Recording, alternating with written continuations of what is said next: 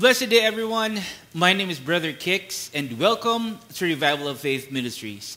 On behalf of the entire assembly, I would like to greet all of you a blessed and a meaningful feast of unleavened bread.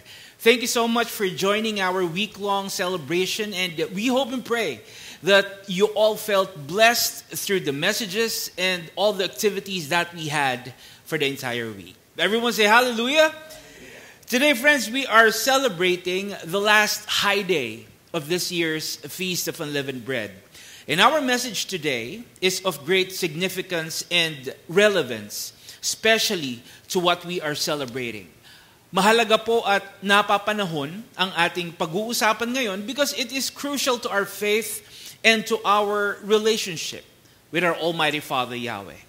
Today, friends, we will talk about having a clean and pure heart. But before we start, let us pause for a bit and let us open our message with a prayer. Let us pray. Heavenly Father Yahweh, Father, we give you thanks and praise once again for this year's Feast of Unleavened Bread. Thank you, Father Yahweh, for all these blessings and for allowing us to honor you with our week-long celebration. We ask you, Father Yahweh, to please guide us and be with us once again as we receive your word and truth. Fill us up with your strength, with your knowledge and wisdom. Let your every word be instilled in us and may it be seen, may it be evident in all that we do. Let your Holy Spirit speak through me. Use me, Father Yahweh, as an instrument of your blessing to all your people. Once again, thank you so much, Father Yahweh, and we give you back all the glory and praise. All this we ask through the name of your Son, our Savior, Yahshua Messiah. Everyone say, hallelujah. Friends, our message today is entitled, Do You Have an Unleavened Heart? Do you have an unleavened heart? Friends, one of the most prominent and essential elements of the Feast of Unleavened Bread is the leaven o yung tinatawag po nating pampaalsa. Leaven is essential to our celebration of this particular feast because it signifies a very important reminder that we should know and understand as followers and believers. At dapat po natin itong malaman, dapat po natin itong maunawaan para ito po ay maipakita at maisabuhay natin, hindi lang po tuwing kapistahan, kundi pati sa ating pang-araw-araw na pamumuhay. So, what does the scriptures say about leaven? And how is leaven connected to the feast of unleavened bread? Friends, when we say leaven, it is a substance, typically yeast, that is used in dough to make it rise. So yung leaven daw po o lebadura ay ginagamit na pampaalsa. Now, we can read from the scripture that leaven or yeast was mentioned in several instances. In some contexts, the reference to leaven is literal. So mababasa po natin na ito ay binanggit bilang pampaalsa sa pagkain. Let us read Exodus 12 verse 8. It says, on this night, they must roast the lamb over a fire. Then they must eat it with bitter herbs and bread without yeast. So the context of leaven or yeast was first mentioned in this passage and was in connection to food. So literal po yung reference ng leaven or yeast sa verse po na ito. Another example is in Exodus 13, verse 3. It says, Moses said to the people, remember this day, the day you left Egypt. You were slaves in that land. Yahweh, with his great power, brought you out of it. No leavened bread shall be eaten. So again, the context of leaven in this passage was pertaining to food. Wala daw pong tinapay na may pampaalsa ang dapat kainin. But in other settings in the scripture, we can also read that leaven was used figuratively or symbolically. mababasa po natin na ito ay ginamit bilang pantukoy. Let us read Matthew 16, verse 6. Ano po ang sabi mga kapatid? Be careful, Yahshua told them. Beware of the leaven of the Pharisees and the Sadducees. So tayo po ay pinag-iingat ng ating Messiah Yeshua sa pampaalsa ng mga Pariseo at mga Saduseo. Another example is Mark 8, verse 15. Be careful, Yahshua warned them. Beware of the leaven of the Pharisees and the leaven of Herod. So our Messiah Yeshua is warning us once again about leaven. Pinag-iingat po tayo ng ating Messiah Yeshua sa pampaalsa ng mga Pariseo at ni Herodes. Pero ano po ba yung tinutukoy dito na pampaalsa ng ating Messiah Yeshua? What type of leaven does the Pharisees have? And why was Yahshua warning us about it? Ito po ba ay hindi makakabuti sa atin? Let us read Matthew 16 verse 12. Then the followers understood what Yahshua meant. He was not telling them to guard against the yeast used in bread. Ulitin po natin yan mga kapatid. He was not telling them to guard against the yeast used in bread. He was telling them to guard against the deceptive teaching of the Pharisees and the Sadducees. So Yahshua warned his followers about the leaven of the Pharisees and the Sadducees, which represents what? Their deceptive doctrines and teachings. So tayo po ay pinag-iingat ng ating Messiah Yeshua sa pampaalsa ng mga Pariseo, ng mga Saduseo na tumutukoy sa kanilang maling at mapanlinlang na doktrina at katuruan. Yahshua also tells us that the leaven of the Pharisees signifies what? Hypocrisy. It signifies spiritual pride. It signifies self-righteousness. At tayo po ay pinag-iingat, tayo po ay pinapaalalahanan ng ating Messiah Yeshua about these qualities of the Pharisees because it leads to unbelief in Yahshua himself. It leads to the corruption of Yahweh's law and commands. Most of all, it leads the people to sin. You see, based on the law that Yahweh gave Moses, leaven represents sin and wickedness. That's why the law prohibited grain offerings made with leaven, and no yeast was allowed to be burned on the altar in any sacrifice. And you know what, mga kapatid, mga kaibigan, as followers and believers, this is the same warning, this is the same reminder that our Messiah Yeshua gave us about leaven. Yahshua is telling us that leaven signifies sin and unrighteousness. That's why He is telling us to remove and get rid of it. Tama po ba? Let us read that in 1 Corinthians 5:17. Ano po ang sabi mga kapatid? Kaya alisin ninyo ang lumang pampaalsa na walang iba kundi ang kasalanan upang maging bago at malinis kayo. Ulitin po natin yung first line. Kaya alisin ninyo ang lumang pampaalsa na walang iba kundi ano daw po? Ang kasalanan. So clearly the scripture is telling us to remove and get rid of leaven, which is what? Sin and unrighteousness.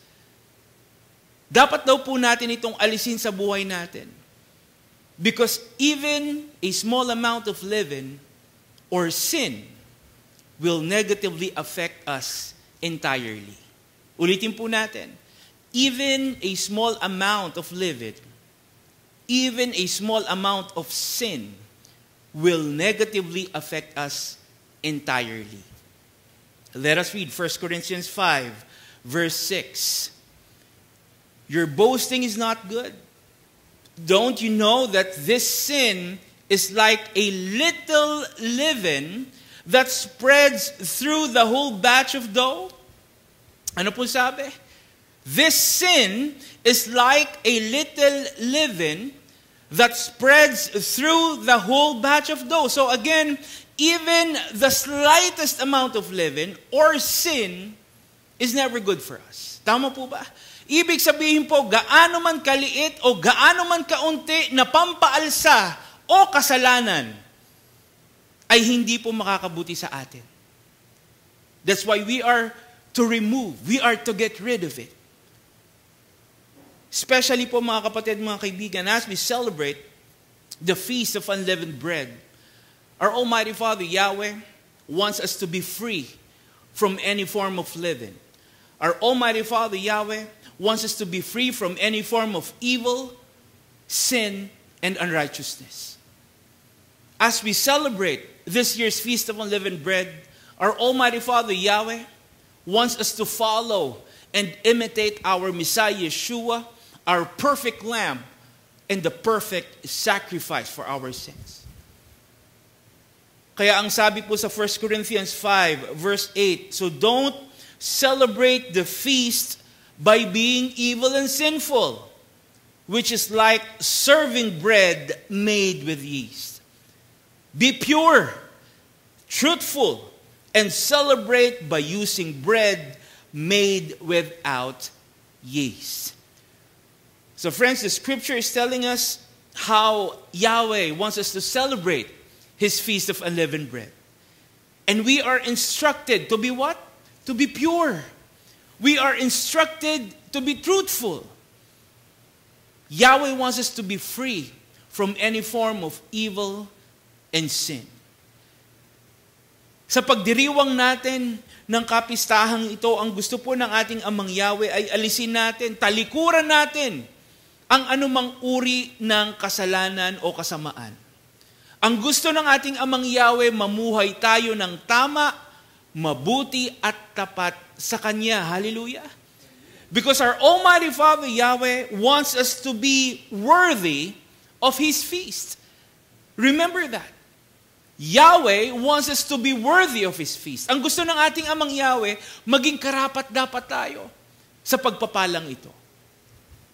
And for us to do that, mga kapatid, mga kaibigan, for us to be worthy of Yahweh's feast, friends, we must be free from the leaven of sin and unrighteousness. We must be free from the leaven of sin and unrighteousness. Dapat po ay wala sa atin yung pampaalsa ng kasalanan, lalo na po sa puso natin. As followers and believers, as children of our Almighty Father, Yahweh, we are to possess an unleavened heart. We are to possess an unleavened heart and live an unleavened life. Hallelujah. Dapat ganito daw po yung puso natin. So ano po ba ang ibig sabihin, mga kapatid, mga kaibigan, ng unleavened heart? Why do we need to have it? At paano po tayo magkakaroon nito? Well, like we said, leaven is symbolic of sin. Leaven is symbolic of wickedness. It signifies evil and defiance of Yahweh's word and commands, which means, mga kapatid, mga kaibigan, having an unleavened heart is removing sin from one's heart. Ulitin po natin. Having an unleavened heart is removing sin from one's heart and replacing it with what? Righteousness.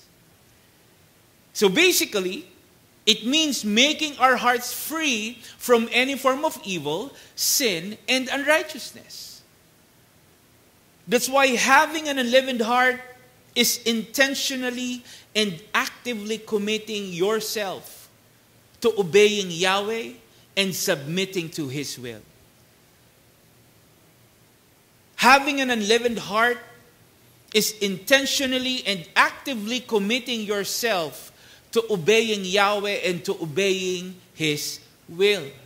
Ibig sabihin po, kusang loob at patuloy nating sinusunod ang ating Amang Yahweh. That is what having an unleavened heart means. And for us to achieve this, mga kapatid, mga kaibigan, For us to have an unleavened heart, we must constantly strive. We must do our best to remove and put sin out and put righteousness in our hearts. Hallelujah. Put sin out and put righteousness in our hearts.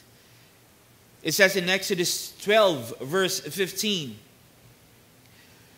"For this feast you must eat bread made without leaven for 7 days. On the first day of the feast, you are to remove all the leaven from your houses. No one should eat leaven for the full 7 days of the feast. If anyone eats leaven, then that person will be separated from Israel." So the passage is reminding us about two very important aspects of having an unleavened heart. First is, we are not to eat leaven all throughout the feast. Tama po ba? Nabasa po natin yan. We are not to eat leaven all throughout the feast. We are instructed not to consume anything leavened. Hindi po tayo dapat kumain ng anumang may pampaalsa. You know why? Because eating leavened food signifies sin being allowed and being put in our lives. Tama po ba? Ang pagkain ng may pampaalsa ay nangangahulugan na pinapayagan po natin at kusa nating inilalagay yung kasalanan sa ating buhay. That is why eating leaven during this time also means disobedience to Yahweh's word and commands. Tama po ba? Eating leaven during this time also means non-adherence to Yahweh's word and commands. That's why we are instructed not to eat any leaven. Tama po? We are instructed not to eat any leaven. Hindi daw po tayo dapat kumain ng anumang may pampaalsa.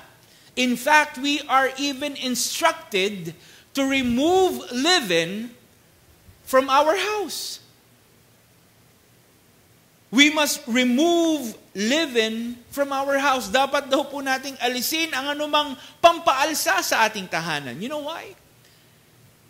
Because removing and taking out leaven from our house signifies sin being removed and being taken out from our lives. Tama po ba? Ang pag-aalis ng anumang pampaalsa sa ating tahanan ay nangangahulugan ng pag-aalis ng kasalanan sa ating buhay. Hallelujah! That's why we are commanded to remove leaven from our house. In the same way that Yahweh is telling us to remove and eliminate sin from our lives.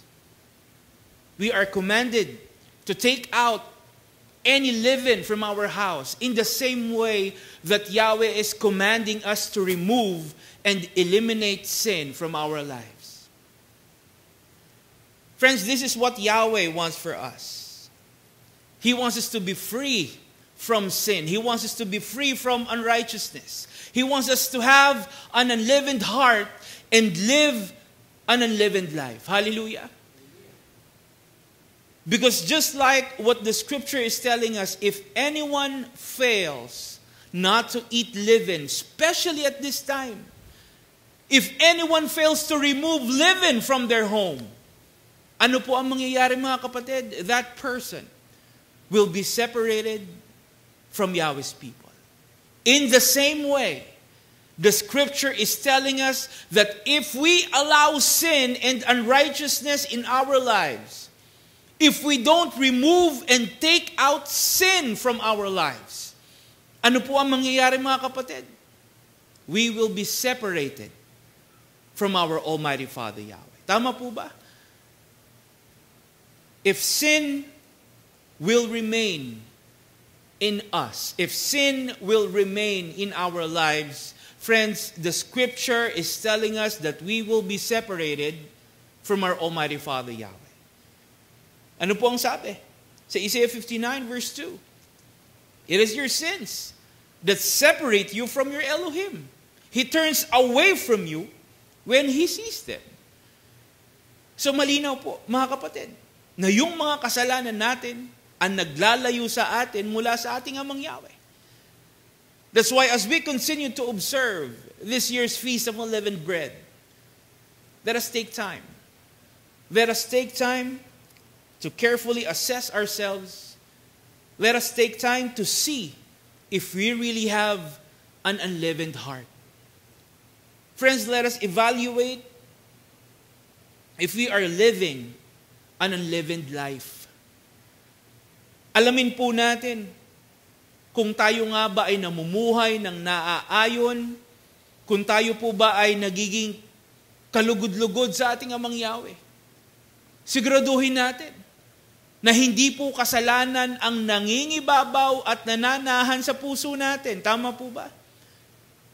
That's why it says in 2 Corinthians 13, verse 5, examine yourselves. Examine yourselves and find out if you really are true to your faith. If you pass the test, you will discover that Yahshua is living in you. But if Yahshua isn't living in you, you have failed. So the scripture is telling us that we must examine ourselves. We must assess ourselves so we can be sure, mga kapatid, mga kaibigan, para makasigurado daw po tayo na tayo ay tapat sa ating pananampalataya sa ating Amang Yahweh. So we can be sure that we are free from the leaven of sin and unrighteousness. So we can be sure that we have an unleavened heart. Hallelujah. That's why right now, friends, I want you to ask yourself, I want you to check on your heart. Kamusta na ba yung puso mo? Friends, can you honestly say that you have an unleavened heart? Can you honestly say that your heart is free from the leaven of sin and unrighteousness? Masasabi mo ba na inalis at tinanggal mo na yung pampaalsa ng kasalanan sa puso mo? You see, friends, the state and condition of our hearts is extremely important, not just to us, but also to our Almighty Father Yahweh. Ulitin ko po, mga kapatid, the condition of our hearts is extremely important, not just to us, but also to Yahweh. Mahalaga po para sa ating Amang Yahweh kung ano ang estado, kung ano ang kalagayan ng puso natin. You know why? Because it affects who we are and what we do as followers and believers. You see, the condition of our heart greatly affects our faith, our beliefs, our spirituality, our obedience to Yahweh, and our walk with Yahweh. Lahat po ito apektado, mga kapatid, mga kaibigan. In fact, as followers and believers, we can read from the scripture that we are commanded to do things for Yahweh with all our hearts. We are commanded to do things for our Almighty Father Yahweh using all our hearts. For example, it says in Proverbs 3 verse 5, trust in Yahweh with all your heart. Trust in Yahweh with all your heart. Magtiwala daw po tayo sa ating Amang Yahweh ng buong puso. Ang sabi naman po sa 1 Samuel 12 verse 24, pero dapat kayong magkaroon ng takot kay Yahweh at maglingkod sa Kanya ng tapat at buong puso. So this time, the passage is telling us that we are to serve our Almighty Father Yahweh faithfully and with all our hearts. Tama po ba? Another example, Deuteronomy 6, verse 5, it says, love Yahweh, your Elohim, with all your heart and with all your soul and with all your strength. Everyone say hallelujah. So we are instructed this time to love Yahweh with all our hearts. Mahalin daw po natin ng buong puso ang ating amang Yahweh. But you know what, friends? The problem is, we cannot do all this for our Almighty Father Yahweh if we don't have an unleavened heart. Tama po. You see, we cannot trust, we cannot serve, and we cannot love Yahweh with all our heart if our heart is not free from sin and unrighteousness. Tama po ba? We cannot do all this for our Almighty Father Yahweh if our heart is corrupted and unacceptable to Yahweh. Hindi po natin magagawa ang mga ito ng buong puso. Kung yung puso natin mismo, mga kapatid, mga kaibigan, ay hindi katanggap-tanggap sa ating amang Yahweh. Tama po ba? And remember, mga kapatid, mga kaibigan, remember this. We cannot fake, we cannot pretend, and we cannot hide what's in our hearts. Tama po. We cannot fake, we cannot pretend, and we cannot hide what's in our hearts, especially from our Almighty Father Yahweh. Tama po ba? Because He can look, He can see what's in our hearts. Nakikita ng ating amang Yahweh kung ano talaga ang nasa puso natin. Do you believe that? Yahweh said in Jeremiah 17, verse 10, "But I am Yahweh. I can look into a person's heart. I can test a person's mind. I will reward each person for what he has done. I will reward him for the results of his actions." Kaya alam po ng ating amang Yahweh, kung tayo ay talagang nagtitiwala, kung tayo ay talagang naglilingkod at nagmamahal sa Kanya ng buong puso, ano po ang sabi? He can look into a person's heart. That's why Yahweh knows if we have an unleavened heart, dahil nakikita po niya kung ano ang nasa puso natin. Now let me ask you again. Let me ask you, if our Almighty Father Yahweh will look into your heart right now, what do you think He will see? If Yahweh will look into your heart right now, what do you think Yahweh will see? Ano po sa tingin mo ang makikita ng ating amang Yahweh pag tinignan niya ang puso mo ngayon? Do you think Yahweh will see an unleavened heart from you? Do you think Yahweh will see a heart free from sin and unrighteousness? Do you think that your heart is pleasing, is acceptable to Yahweh? Yung kaya ang makikita ng ating amang Yahweh mula sa puso. That's why as followers and believers, we must be sure that the condition of our hearts is always aligned, always conforming to our Almighty Father Yahweh. Hallelujah. We need to be sure that the things we allow into our hearts are always in obedience to Yahweh's word and Yahweh's commands. You know why? Because the condition of our heart affects how you acknowledge and perceive Yahweh.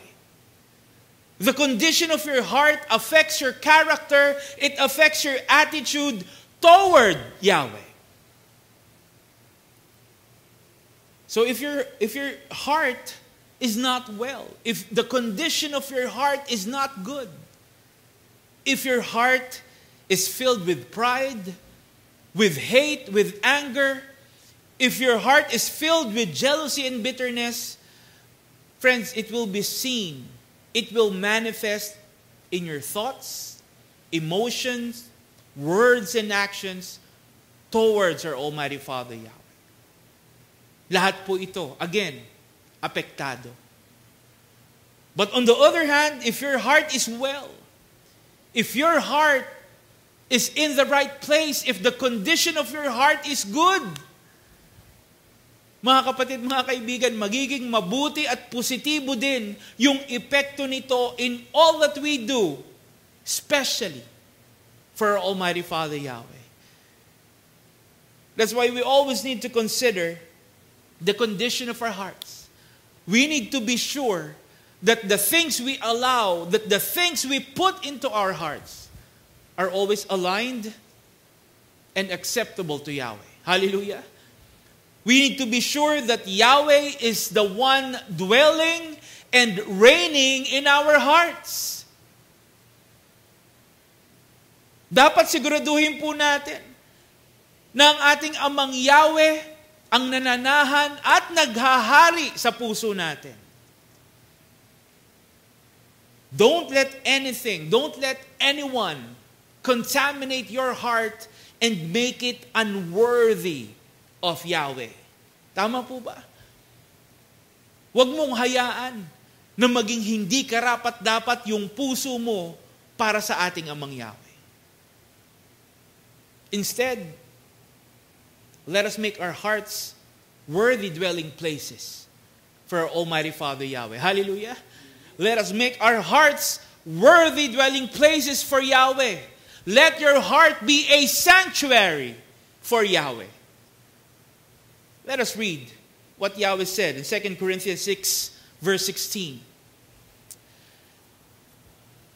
As Yahweh has said, I will dwell in them and walk among them. Ulitin po natin. I will dwell in them and walk among them. I will be their Elohim and they shall be my people. Everyone say hallelujah. So as followers and believers, as part of Yahweh's chosen people, the scripture is telling us that Yahweh wants to dwell in us. Tama po ba? Gusto ng ating Amang Yahweh na manahan sa atin. That's why we need to make sure that our hearts are what? Worthy dwelling places for Yahweh. Hallelujah. We need to make sure that our heart is a suitable sanctuary for Yahweh. Friends, we need to make sure that we have an unleavened heart. Hallelujah. Because whether we like it or not, mga kapatid, mga kaibigan, whether we like it or not, the enemy is always at work. Ulitin ko po. The enemy is always at work, waiting for the right moment to attack, to trick, and to deceive our hearts. Tama po ba? And like we always say, the enemy will do everything in his power. He will not stop until our hearts are no longer to Yahweh and for Yahweh. Hindi po nagpapahinga, hindi po tumitigil ang kaaway until such time na yung puso natin ay wala na at malayo na sa ating Amang Yahweh. Remember, friends, the enemy has a lot of ways to contaminate and inject leaven in our hearts. Remember that. The enemy has a lot of ways to contaminate and inject leaven in our hearts. Madami pong ginagamit ang kaaway para makuha at maalis niya yung puso natin sa ating Amang Yahweh. Tama po ba? So, what are the leaven that the enemy uses to trick and to deceive our hearts? There's the leaven of pride, hate, there's anger, jealousy, bitterness and doubt, there's fear, there's sadness, there's uncertainty. Yung frustration mo, yung disappointment mo, yung helplessness, emptiness, your hopelessness, and you know what? Even your failure. Lahat po yan, ginagamit ng kaaway para mawala, para malayo yung puso natin sa ating Amang Yahweh. And the enemy is using all these negativities. He is using all these negativities to infect and pollute the condition of our hearts. Lahat po ito ginagamit ng kaaway para yung puso natin ay maging hindi karapat-dapat at hindi katanggap-tanggap sa ating Amang Yahweh. That's why as followers and believers, we must always be aware. We must be cautious. We need to be mindful all the time about the things that we allow into our hearts. Hallelujah. Remember, the enemy is always ready. The enemy is just waiting for the right moment to attack. That's why let us not give the enemy the opportunity. Remember this. Don't give the enemy the opportunity to trick and deceive your heart and lead you into sin. Huwag po nating hayaan, huwag nating bigyan ng pagkakataon ang kaaway na pasukan ng kasalanan yung puso natin. Tama po ba? Ano po ang sabi sa Ephesians 4, verse 27? And do not give the devil an opportunity. Ulitin ko po, do not give the devil an opportunity to lead you into sin by holding a grudge or nurturing anger or harboring resentment or cultivating bitterness. Again, friends, these are the leaven that the enemy is using. Ito po yung mga ginagamit ng kaaway para dayain yung puso natin. And the passage is telling us that we should not give the enemy the opportunity to instill all these negativities in our hearts and lead us into sin.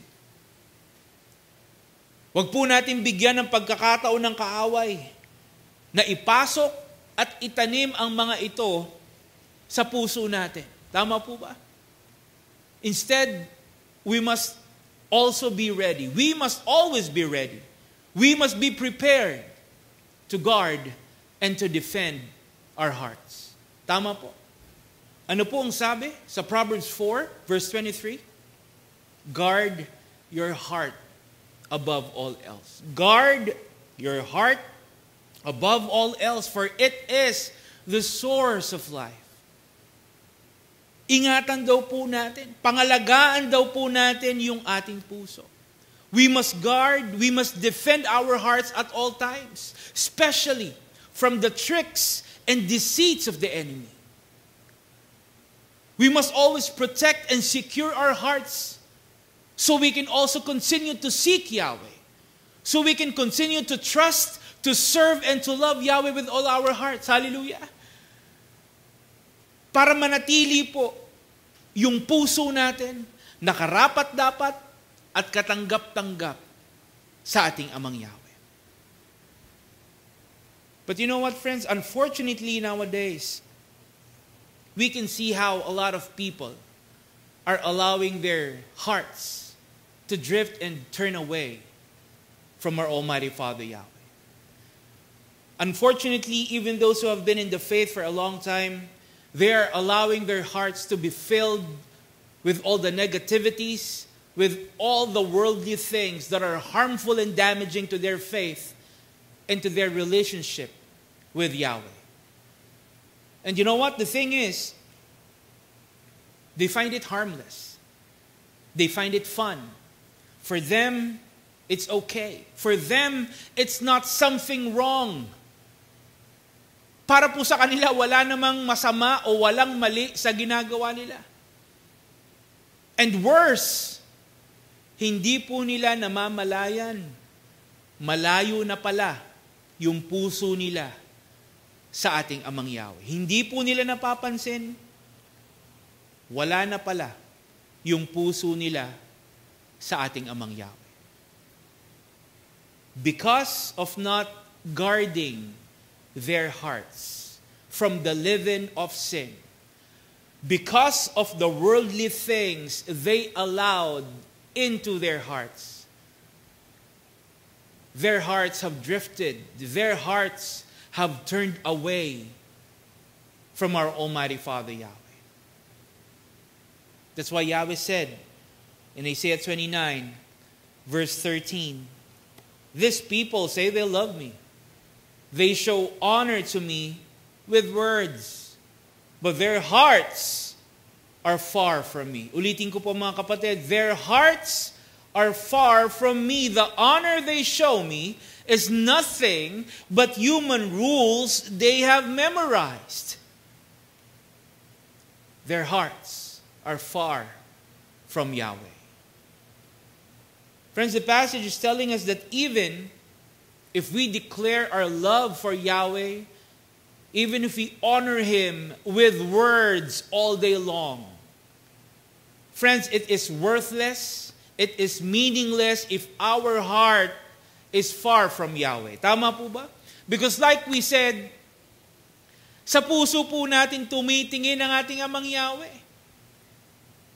So kahit maghapon magdamag nating ipagsigawan na mahal natin ang ating Amang Yahweh, kahit buong araw nating sabihin na tayo ay nananampalataya, na tayo ay naniniwala at sumusunod sa ating Amang Yahweh, ito daw po ay walang halaga. Ito daw po ay walang kabuluhan kung ang puso natin ay malayo at wala sa ating Amang Yahweh. Friends, what Yahweh is telling us is actually very simple. We can't say that we love Him if our hearts is far from Him. Tama po ba? Napakasimple. Tama po ba? We can't say that we have faith and we obey Him if our heart is not aligned with His word and commands.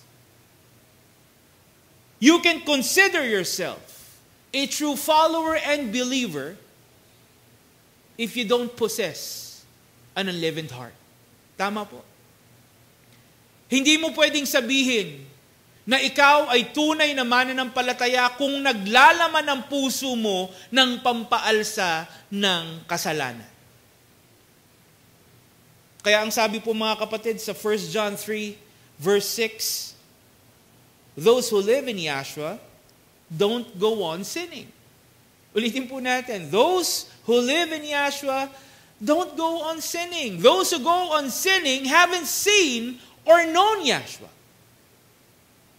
So the passage is telling us that as true followers and believers, sin must not be able to infest our hearts and influence our actions. Tama po ba? So kung tayo daw po ay tagasunod ng ating Messiah Yeshua, dapat po yung kasalanan ay walang lugar sa puso natin. Our hearts must be free from the leaven of sin. Hallelujah! Our hearts must remain unleavened. Kadalasan po kasi mga kapatid, mga kaibigan, people tend to be in denial when it comes to sin. Most of the time, people are in disbelief about their sinful and unrighteous ways. Dahil naniniwala po sila na wala silang kasalanan. So instead of humbling themselves, instead of acknowledging their mistakes, ano po ang ginagawa nila? People would rather think that they did nothing wrong. Kesa po magpakumbaba, kesa itama yung kanilang mga nagawang pagkakamali, patuloy pa rin sila sa paggawa ng mga bagay na nagiging daan para sila po ay magkasala.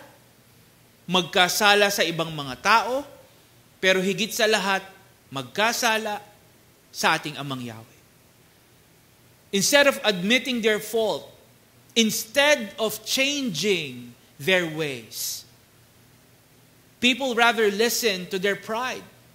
Do you believe that? People rather listen to their self-righteousness. Mas gusto nila makinig dun sa pride nila, self-righteousness nila. People rather listen to their pride and self-righteousness telling them that they have done nothing wrong. Kaya para po sa kanila, mga kapatid, mga kaibigan, wala silang ginagawang mali. But you know what, friends? The problem is, these people believe that they are righteous. These people believe that they are blameless based on their own standards and not on Yahweh's standards. Tama po ba? Ibig sabihin po, naniniwala sila na wala silang kasalanan ayon sa kanilang pamantayan at sa kanilang paningin. But the question is, how about Yahweh's standards? Are we not supposed to consider and uphold Yahweh's standards instead of ours? Are we not supposed to be righteous and blameless in the sight of Yahweh and not ours? Ano po ba dapat natin sundin? Yung pamantayan natin o yung pamantayan ng ating Amang Yahweh? Let us read Deuteronomy 6, verse 18. It says, "Do what is right and good in the sight of Yahweh." Do what is right and good in the sight of Yahweh. The passage is basically telling us that we are to be righteous and blameless in the sight of our Almighty Father Yahweh. Ang sabi po sa Tagalog, mga kapatid, mga kaibigan, gawin ninyo kung ano ang tama at mabuti sa paningin ni Yahweh. Everyone say hallelujah. So gawin daw natin yung tama at mabuti ayon sa pamantayan at sa paningin ng ating Amang Yahweh. It means it should be Yahweh's standards and it should be in the sight of Yahweh. Hindi po sa atin. Like we said, for us to do this, mga kapatid, mga kaibigan, for us to do this, our hearts must remain unleavened and free from sin and unrighteousness. Hallelujah. Let me tell you about King Hezekiah. King Hezekiah was a prominent Jewish leader. You see, he became the 13th king of Judah at the age of 25, succeeding his father, King Ahaz. Now, Hezekiah was a very remarkable king.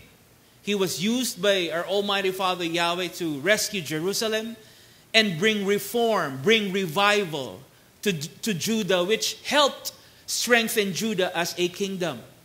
So, madami pong mabuting nagawa si Hezekiah para sa Judah.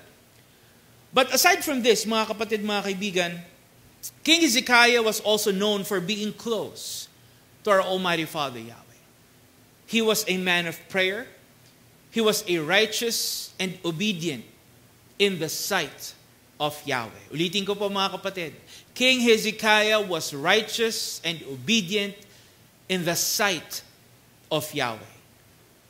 It says in 2 Chronicles 31, verse 20, "This is what King Hezekiah did in Judah.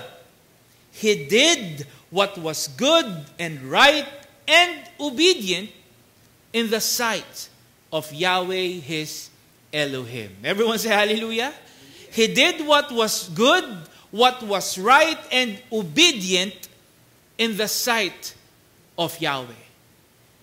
So ano-ano po ba yung mga ginawa ni King Hezekiah? Sabi po dito, mga kapatid, ginawa niya yung tama, yung mabuti, at may pagsunod sa paningin ng ating Amang Yahweh. So ano-ano po ba yung mga ginawa ni King Hezekiah? You see, he repaired and reopened the temple in Jerusalem. He reinstated the Levitical priesthood. He restored the practice of proper and centralized worship to Yahweh.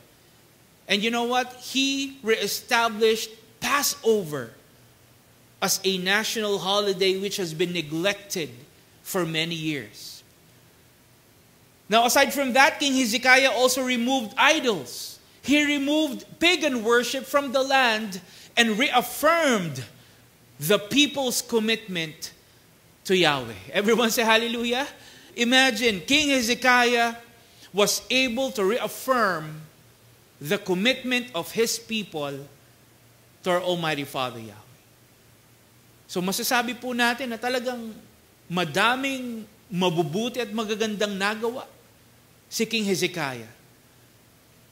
At dahil sa kanyang pagsunod, dahil sa kanyang katapatan, siya po ay naging kalugod-lugod. Siya po ay naging katanggap-tanggap sa ating Amang Yahweh. That's why we can also read that our Almighty Father Yahweh was with King Hezekiah. And Yahweh prospered King Hezekiah in everything he did.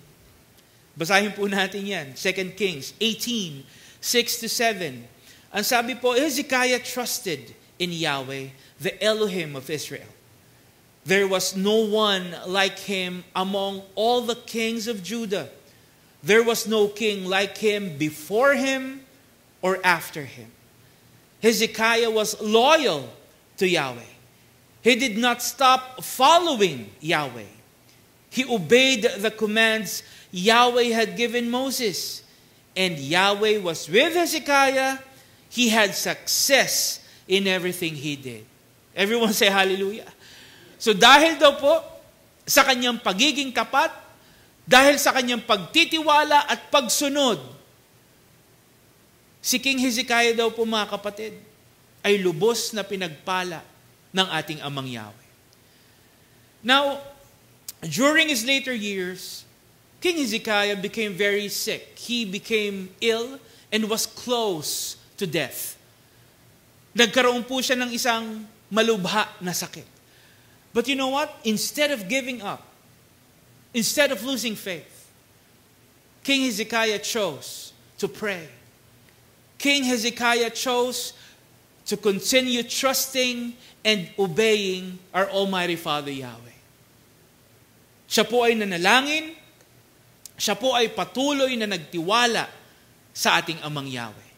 Let us read that in 2 Kings 20, verse 2-3. It says, Hezekiah turned toward the wall and prayed to Yahweh. He said, Yahweh, please remember that I have always obeyed you.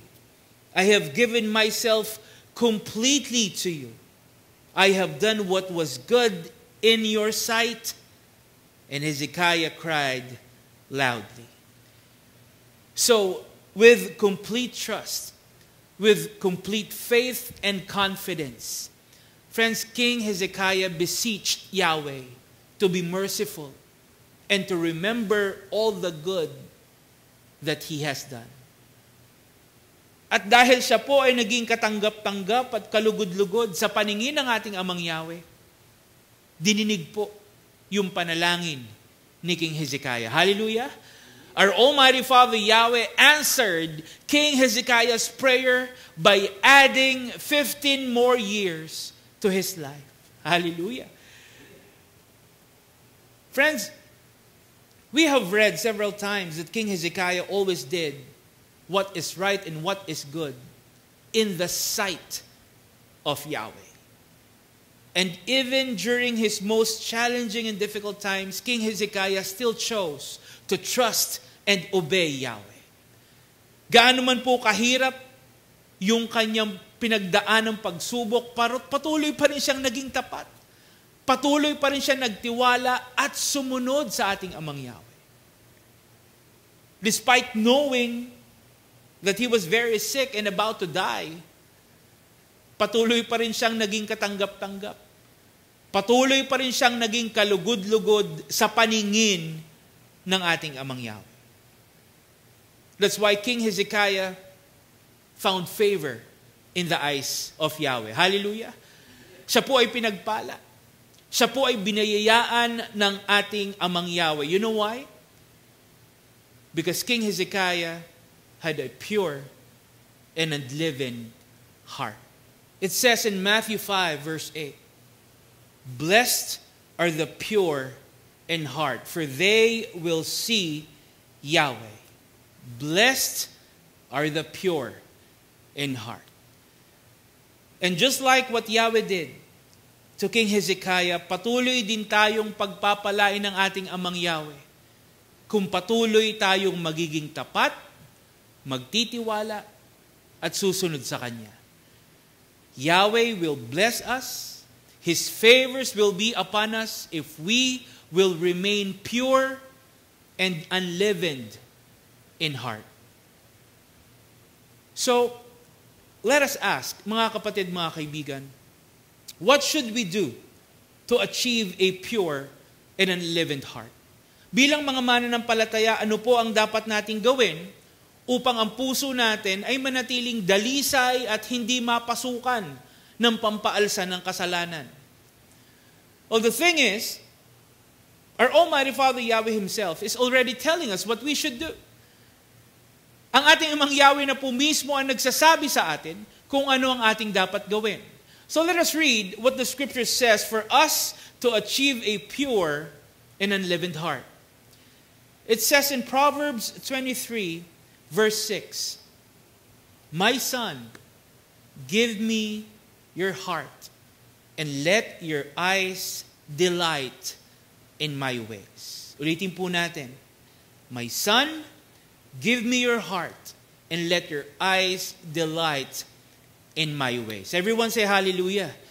So for us to have a pure and unleavened heart, first, the passage is telling us that we are to give, we are to offer our hearts to our Almighty Father Yahweh. Ibigay daw po natin yung buong puso natin sa ating Amang Yahweh. You see, ang gusto po ng ating Amang Yahweh nasa Kanya, yung puso natin. Tama po ba? Dahil ang gusto ng ating Amang Yahweh, siya yung nananahan. Siya yung kumikilo sa puso natin. Hallelujah! Ang gusto ng ating Amang Yahweh, sa Kanya nakatuon at sa Kanya nakalaan yung puso natin. That's why Yahweh is telling us now na ibigay natin at isuko natin sa Kanya yung buong puso natin. So Yahweh can make our hearts pure and unleavened. Tama po ba? Ano po ang sabi sa Psalm 51 verse 10? "Create a pure heart in me, O Yahweh, and put a new and loyal spirit in me." So ang ating Amang Yahweh daw po ang magbibigay sa atin ng wagas at dalisay na puso. Yahweh Himself will free our hearts from the leaven of sin and unrighteousness. You know why? So we can also delight in Yahweh's ways. Hallelujah! We can delight in Yahweh's ways. Ano po ba ibig sabihin, mga kapatid, mga kaibigan, ng delight in Yahweh's ways? When we say delight in Yahweh's ways, it means we are to observe and to keep Yahweh's ways.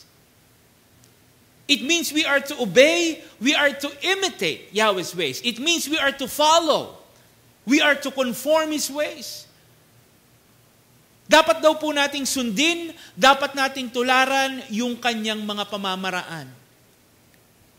So if we will go back to Proverbs 23 verse 26, friends, our Almighty Father Yahweh is telling us that we are to give and surrender our hearts to Him so we can follow and obey His ways by creating in us a pure and unleavened heart. Hallelujah!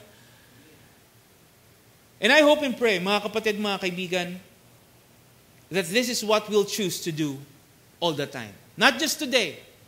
Not just because we are celebrating the Feast of Unleavened Bread, but because this is what Yahweh commanded us to do. Hallelujah. Sana po ay patuloy na makita mula sa atin at sa pamumuhay natin yung puso na dalisay, yung puso na tapat, nagtitiwala at sumusunod sa ating Amang Yahweh.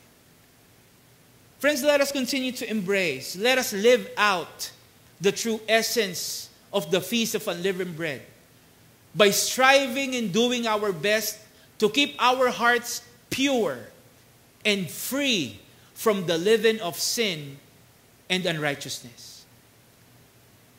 Patuloy po tayong mamuhay ng may puso na malapit sa ating Amang Yahweh at malaya mula sa pampaalsa ng kasalanan. Hallelujah! As we conclude our celebration of this year's Feast of Unleavened Bread, friends, let us remember to celebrate our Almighty Father Yahweh. Let us remember to continue to draw near to our Almighty Father Yahweh. Patuloy natin siyang alalahanin, patuloy natin siyang sundin, patuloy nating ilapit sa Kanya ang puso natin. May Yahweh's Feast of Unleavened Bread continue to bless us. May it continue to guide us and lead us to spiritual growth and advancement of our faith. And as we close this year's Feast of Unleavened Bread, friends, let us continue to assess and examine our hearts. Let us continue to strive for spiritual cleansing and transformation. But most of all, let us continue to honor and glorify Yahweh with a pure and unleavened heart. Everyone say hallelujah. Friends, at this point, let me invite you once again to join me in prayer as we give thanks and praise to our Almighty Father Yahweh. Let us pray. Heavenly Father Yahweh, we thank and praise you once again for this year's Feast of Unleavened Bread. We thank you for allowing us to keep and observe your feast as you commanded us to do. Thank you, Father, for the entire week. Thank you for continuously blessing us, blessing your ministry, and allowing us to celebrate your feast days as one family and as one ministry.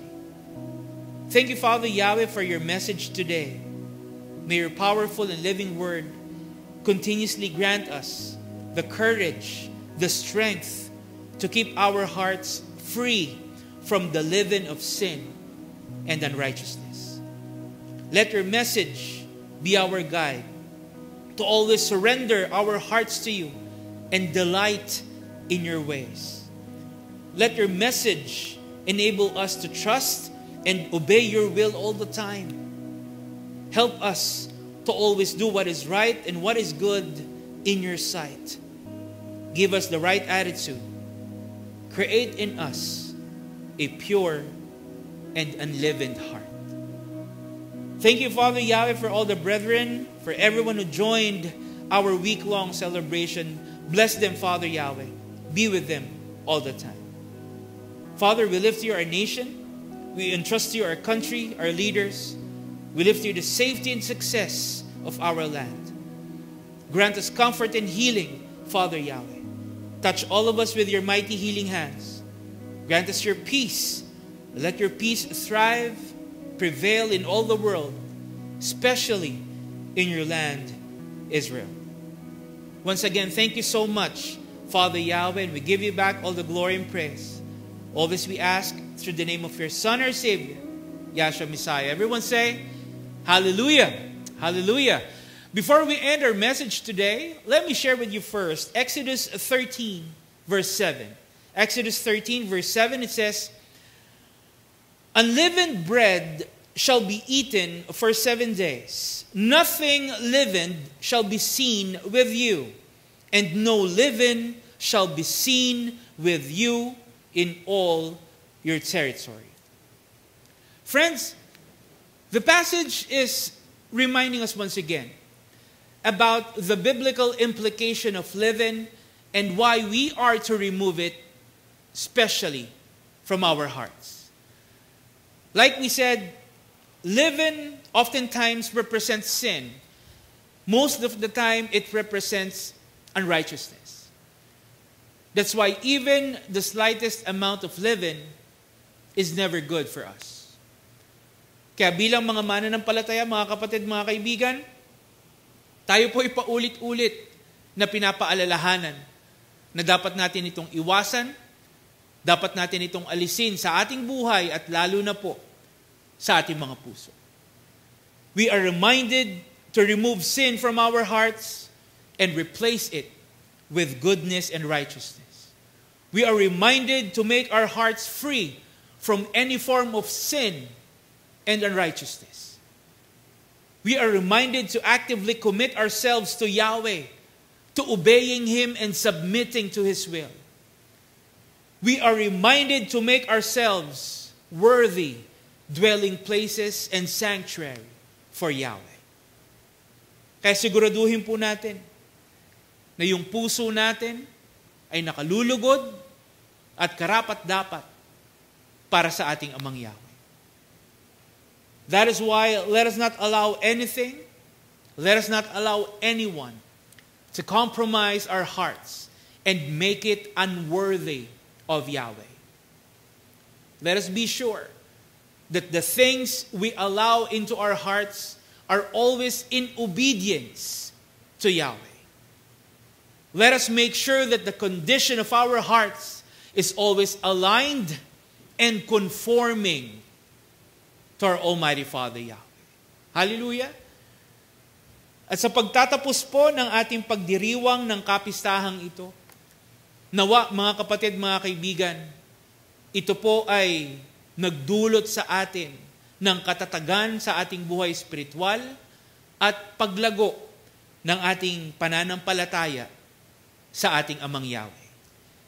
May Yahweh's feast of unleavened bread remind us all the time to surrender our hearts to Yahweh, to delight in His ways, and to remain pure and unleavened in heart. Everyone say hallelujah. Again, friends, thank you so much for joining our week-long celebration. We hope and pray that you all felt blessed through the messages and through the activities that we had throughout our celebration. A blessed and a meaningful feast of unleavened bread, Revival of Faith Ministries. Hallelujah! Praise Yahweh. Let us stand up and receive Yahweh's blessings. Yevareka ka Yahweh viyish mereka, Yair Yahweh panebeleka vikunika, Yesa Yahweh panebeleka, Vayasem, Leka Shalom. May Yahweh bless you and keep you. May Yahweh make shine His face on you and be gracious to you. May Yahweh lift up His face unto you and give you peace. May Almighty Father Yahweh bless us all. Hallelujah.